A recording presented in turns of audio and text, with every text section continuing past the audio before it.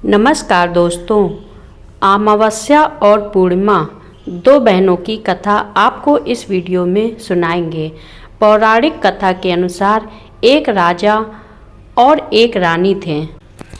उनकी दो लड़कियां और दो लड़के थे। एक लड़की का नाम पूर्णिमा और दूसरी लड़की का नाम अमावस्या था। पूर्णिमा घर का सारा काम करती और भगवान की पूजा पाठ किया करती और गाय की सेवा भी करती थी, लेकिन अमावस्या न तो घर का काम करती और न ही भगवान की पूजा पाठ करती और न ही गौ की सेवा करती थी। फिर भी राजा और रानी अपने दोनों बेटों और अमावस्या को बहुत प्यार करते थे, लेकिन पूर्णिमा से नफरत करते थे। राजा के दोनों लड़के और लड़कियां धीरे धीरे बड़े हो गए। राजा ने दोनों लड़कों का विवाह करवा दिया। इसके बाद रानी ने कहा कि दोनों लड़कियों का भी विवाह के योग्य हो गई हैं, तो इनके लिए भी कहीं जाकर रिश्ता तय करके विवाह करवा दीजिए। लेकिन अमावस्या का विवाह किसी बड़े घर में करना और पूर्णिमा को किसी गरीब घर में देना, क्योंकि पूर्णिमा को घर का काम करना और भगवान की पूजा पाठ करना और गाय की सेवा करना यही पसंद है। अब रानी ने राजा को दोनों बहनों का रिश्ता तय करने के लिए भेजा, तो राजा अपने पड़ोसी राज्य के राजकुमार से अमावस्या की शादी का रिश्ता तय कर देते हैं और उसी गांव में एक गरीब लड़के से पूर्णिमा की शादी का रिश्ता तय कर देते हैं। राजा अपनी रानी को दोनों बहनों की शादी के रिश्ते के बारे में बताते हैं, तो रानी अब सोचती है कि पूर्णिमा की भगवान कैसे मदद करते हैं, क्योंकि यह पूजा पाठ बहुत करती है और गाय की सेवा भी करती है। लेकिन पूर्णिमा के भाई और भौजाई पूर्णिमा से बहुत प्यार करते थे, क्योंकि पूर्णिमा उनका घर के काम में हाथ बटाती थी और अमावस्या उन पर अपना रोब जमाती थी। राजा इसके कुछ दिनों बाद ही उनका विवाह करवा देते हैं और जब राजा और रानी उन दोनों लड़कियों को विदाई देते हैं, तब अमावस्या को विदाई के समय बहुत सारी धन दौलत देते हैं और पूर्णिमा को कुछ भी नहीं देते हैं। इसके बाद दोनों बहनें अपने अपने ससुराल चली गईं। अब एक दिन अमावस्या ने अपने घर शिव चर्चा रखी, जिसमें उसने पूरे गांव वालों को अपने घर बुलाया, लेकिन पूर्णिमा को नहीं। जब गांव की औरतें अमावस्या के यहाँ जा रही थीं, तब पूर्णिमा अपने दरवाजे के बाहर बैठी हुई थी।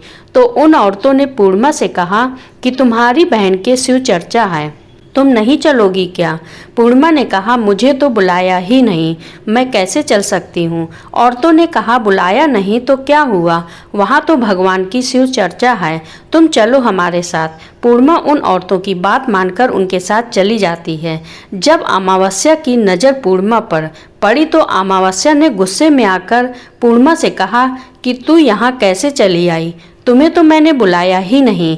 खैर कोई बात नहीं, तुम आ ही गई हो तो चुपचाप बैठे रहना और इधर उधर मत घूमना। इस तरह से अमावस्या ने पूर्णिमा की गरीबी का मजाक उड़ाया।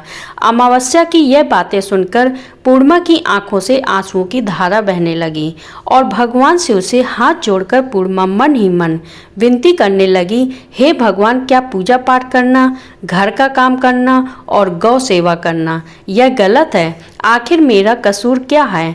आप कब कृपा करेंगे मुझ पर? पूर्णिमा बारंबार भगवान से यही कहती रही। जितने में शिव चर्चा पूरी हो गई। अब अमावस्या भगवान का प्रसाद बांटने लगी, तो उसने सबको भगवान का प्रसाद दिया, लेकिन पूर्णिमा को नहीं दिया।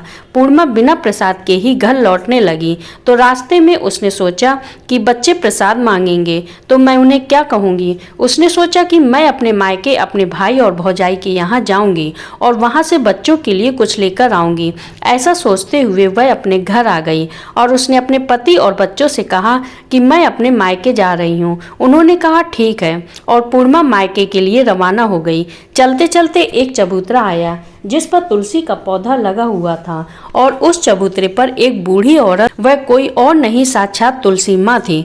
उस बूढ़ी औरत ने पूर्णिमा से कहा, बेटी तुम कौन हो और कहाँ जा रही हो? तो पूर्णिमा ने अपना परिचय दिया। तो उस बूढ़ी औरत ने पूर्णिमा से कहा, यह तुलसी का पौधा सूख रहा है, इसमें थोड़ा पानी डाल दो और इस चबूतरे की साफ सफाई कर दो, जिससे मुझे थोड़ी ठंडक मिलेगी। पूर्णिमा ने कहा ठीक है माँ जी। उसने तुलसी में पानी डाला, चबूतरे की साफ सफाई की और उस बूढ़ी औरत को भी नहला दिया और उसके पैर दबाए और कहा और क्या काम है माँ जी। उसने कहा कुछ नहीं, अब तुम जाओ और वापस आते समय मुझसे मिलकर जाना।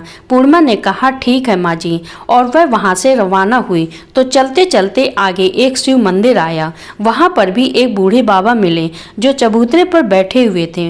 वह कोई और नहीं, साक्षात भगवान महादेव थे। उन्होंने पूर्णिमा से कहा बेटी तुम कौन हो और कहाँ जा रही हो। पूर्णिमा ने अपना परिचय दिया। फिर उस बूढ़े बाबा ने पूर्णिमा से कहा इस चबूतरे और इस मंदिर की साफ सफाई कर दो। बेटी पूर्णिमा ने कहा ठीक है बाबा और उसने चबूतरे और मंदिर की साफ सफाई की और पूजा पाठ की और उस बूढ़े बाबा को भी नहला दिया और कहा और क्या काम है बाबा। उस बूढ़े बाबा ने कहा और कुछ नहीं बेटी, अब तुम जाओ और वापस आते समय मुझसे मिलकर जाना। पूर्णिमा ने कहा ठीक है बाबा और वह वहां से रवाना हुई और आगे चलते चलते काली माँ का मंदिर मिला। वहां भी एक बूढ़ी औरत चबूतरे पर बैठी हुई थी। उस बूढ़ी औरत ने पूर्णिमा से कहा तुम कौन हो बेटी और कहाँ जा रही हो। पूर्णिमा ने अपना परिचय दिया। तब उस बूढ़ी औरत ने पूर्णिमा से कहा बेटी यहाँ सब पूजा पाठ करने तो आते हैं लेकिन मंदिर की साफ सफाई कोई नहीं करता है, इसलिए इस चबूतरे और मंदिर की साफ सफाई कर दो। पूर्णिमा ने कहा ठीक है माँ जी। तब पूर्णिमा ने मंदिर और चबूतरे की साफ सफाई की और पूजा पाठ किया और माता का श्रृंगार किया और उस बूढ़ी औरत को नहला दिया और बूढ़ी औरत के पैर दबाए। और पूर्णिमा ने कहा और क्या काम है माँ जी। तब उस औरत ने कहा कुछ नहीं, अब तुम जाओ और वापस आते समय मुझसे मिलकर जाना। तब पूर्णिमा ने कहा ठीक है माँ जी। इसके बाद वो वहाँ से रवाना हुई और थोड़ा आगे चलते चलते एक नदी आई। नदी के किनारे भी एक बूढ़ी औरत बैठी हुई थी। वह साक्षात गंगा मैया थी। उस बूढ़ी औरत ने कहा तुम कौन हो बेटी और कहाँ जा रही हो। पूर्णिमा ने अपना परिचय दिया। इसके बाद उस औरत ने पूर्णिमा से कहा इस नदी पर स्नान करने तो सब आते हैं लेकिन यहाँ साफ सफाई कोई नहीं करता है, इसलिए तुम इस किनारे पर साफ सफाई कर दो।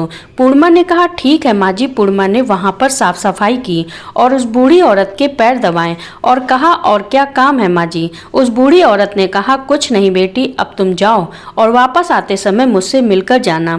इसके बाद पूर्णिमा नाव में चढ़ने लगी तो नाव फूलों से सजी हुई थी। वह नाव में बैठकर नदी के दूसरे किनारे पर उतर गई। इसके बाद वह अपने पीहर के घर पहुंच गई। वहां पर पूर्णिमा के भाई भौजाइयों ने उसे देखा तो वो बहुत खुश हुए और उन्होंने पूर्णिमा की बहुत खातिरदारी की और खूब सारी बातें करते हैं और कहा कि बच्चों को भी साथ लेकर आती। इसके बाद जब खाना खाकर सो जाते हैं और सुबह जब पूर्णिमा ने अपने ससुराल जाने के लिए कहा तो भाभियों ने उसे एक लाल साड़ी दी और एक थैले में बच्चों के लिए कपड़े और खाने पीने के कुछ सामान रख दिए और कहा कि तुम बहुत दिनों के बाद आती हो, जल्दी जल्दी आया करो। पूर्णिमा ने कहा ठीक है। इसके बाद पूर्णिमा की भाभियों ने पूर्णिमा को हाथ में थैला दिया और कहा कि जाओ और वापस जल्दी आना। इसके बाद पूर्णिमा वहां से रवाना हुई और उसी नदी के किनारे पर पहुंच गई। नाव में बैठकर नदी के दूसरे किनारे पर उतर गई। वहां पर उतरने के बाद पूर्णिमा को वही बूढ़ी माँ मिली जो साक्षात गंगा मैया थी। उस बूढ़ी माँ ने कहा आ गई हो बेटी। पूर्णिमा ने कहा हाँ मैं आ गई हूँ। तो उस बूढ़ी माँ ने पूर्णिमा को एक थैला दिया और कहा कि इसे तुम अपने घर ले जाकर ही खोलना। पूर्णिमा ने कहा ठीक है माँ जी। अब पूर्णिमा के पास 2 थैले हो गए। उन्हें लेकर वहाँ से रवाना हुई। पूर्णिमा अब आगे चली तो वहीं काली माँ का मंदिर आया। वहाँ भी काली माँ बूढ़ी माँ के रूप में बैठी हुई थी। उसने कहा आ गई बेटी। पूर्णिमा ने कहा हाँ माँ जी मैं आ गई हूँ। तो काली माँ ने भी एक थैला दिया और कहा कि इसे घर ले जाकर ही खोलना पूर्णिमा। पूर्णिमा ने कहा ठीक है माँ जी। और अब पूर्णिमा के पास 3 थैले हो गए। पूर्णिमा ने एक थैला सर पर लिया और एक एक हाथ में ले लिया और वहाँ से रवाना हुई और आगे चली तो आगे वहीं भगवान शिव का मंदिर आया। वहाँ पर भगवान शिव बूढ़े बाबा के रूप में बैठे हुए थे। तो उन्होंने कहा बेटी आ गई हो। तो पूर्णिमा ने कहा हाँ बाबा मैं आ गई। तो उस बूढ़े बाबा ने भी पूर्णिमा को एक थैला दिया और कहा कि इसे अपने घर ले जाकर ही खोलना। पूर्णिमा ने कहा ठीक है बाबा। अब पूर्णिमा के पास पास 4 थैले हो गए। अब पूर्णिमा के पास 4 थैले हो गए। अब भला अकेली 4 थैलों को कैसे ले सकती थी, इसलिए उसने पुरानी साड़ी निकाली और उन चारों थैलों को साड़ी में इकट्ठा बांध लिया।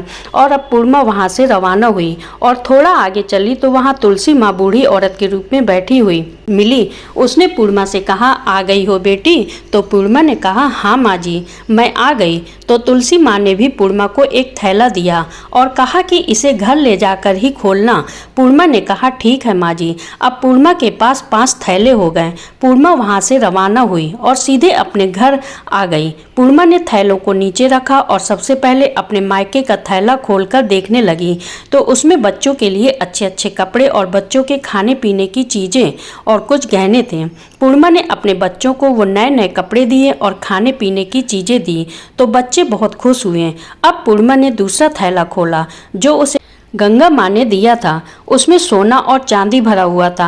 अब पूर्णिमा ने तीसरा थैला खोला जो उसे काली माँ ने दिया था। उसमें 16 श्रृंगार का सामान भरा हुआ था। अब पूर्णिमा ने चौथा थैला खोला जो भगवान शिव ने उसे दिया था। उसमें धन संपत्ति और वो सारी खुशियाँ भरी हुई थी। अब पूर्णिमा ने 5वां थैला खोला तो उसे तुलसी माँ ने दिया था। उसमें चावल, दाल और 7 प्रकार का धान भरा हुआ था। अब पूर्णिमा के घर में किसी भी चीज की कमी नहीं थी और उसका घर धन धान्य से परिपूर्ण हो गया। अब पूर्णिमा और उसका परिवार खुशी खुशी रहने लगा। अब पूर्णिमा के मन में विचार आया कि क्यों न मैं भी अपने घर शिव चर्चा कराऊं और शिव चर्चा का कार्यक्रम रखा। पूर्णिमा ने गांव से सभी को बुलाया और अपनी बहन के घर भी गई अपनी बहन को बुलाने के लिए।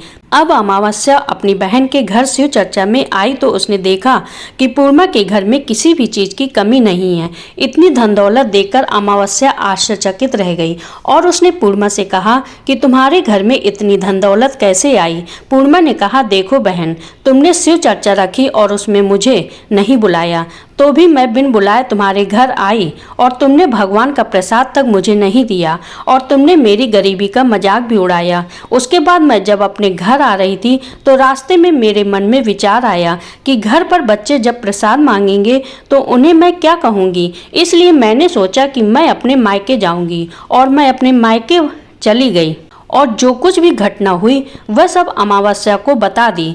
तब अमावस्या ने पूर्णिमा से कहा कि तुम भी मुझे प्रसाद मत दो और मुझे डांटो, लेकिन पूर्णिमा ने कहा कि यह तो भगवान का प्रसाद है, मैं तो सबको दूंगी और तुम्हें भी दूंगी। फिर भी अमावस्या ने प्रसाद भी नहीं लिया और वह सीधे अपने घर चली गई। घर जाकर अपने बच्चों से कहकर वह अपने मायके जाने के लिए रवाना हो गई।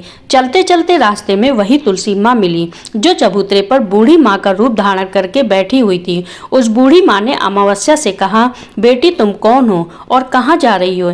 यह तुलसी का पौधा सूख रहा है, इसमें थोड़ा सा पानी डाल दो और इस चबूतरे की साफ सफाई कर दो। इस पर अमावस्या ने कहा, ए बुढ़िया, तुझे दिखाई नहीं देता मैंने कितनी महंगी साड़ी पहन रखी है, यह गंदी हो जाएगी। ऐसा कहकर वह आगे चली तो भगवान शिव मिले, उनको भी उसने ऐसा ही कह दिया। उसके बाद आगे चली तो काली माँ मिली, काली माँ को भी उसने ऐसा ही कह दिया। उसके बाद आगे चली तो गंगा मैया मिली, गंगा मैया को भी उसने ऐसा ही कह दिया। इसके बाद वह नाव में बैठने लगी तो नाव में फूलों की जगह कांटे थे, उसके पैरों में चुभ गए और वह दूसरे किनारे पर उतरकर वह अपने मायके चली गई। जब वहां उसकी भौजाइयों ने देखा तो वे आपस में धीरे से बोली, काम की न काज की, 2.5 सेर अनाज की, ये बला कहाँ से आ गई? अब आ गई है तो ठीक है, पूर्णिमा तो अपने काम में हाथ बटाती थी, यह कोई काम तो करेगी नहीं। अब उन्होंने खाना बनाया और खाकर सो गए। अमावस्या सुबह उठी और अपनी भौजाइयों से कहा कि मैं अपने ससुराल जा रही हूँ। तो उन्होंने कहा, ठीक है जाओ। अमावस्या बोली, पूर्णिमा को तो तुमने एक थैला दिया था और मुझे कुछ नहीं दोगी क्या? भौजाइयों ने कहा, तुम घर जाओ, थैला तुम्हारे घर पहुँच जाएगा। फिर वह वहाँ से रवाना हुई और नदी के किनारे आकर नाव में बैठकर दूसरे किनारे पहुंची। वहाँ गंगा मैया बूढ़ी माँ का रूप धारण करके बैठी हुई थी। बूढ़ी माँ ने कहा, आ गई हो बेटी? तो उसने कहा, हाँ आ गई। अमावस्या ने कहा, तुमने पूर्णिमा को एक थैला दिया था और मुझे नहीं दोगी क्या? बूढ़ी माँ ने कहा, तुम अपने घर जाओ, थैला तुम्हारे घर पहुंच जाएगा। इसके बाद काली माँ ने भी ऐसे ही कह दिया। इसके बाद भगवान शिव ने भी ऐसे ही कह दिया।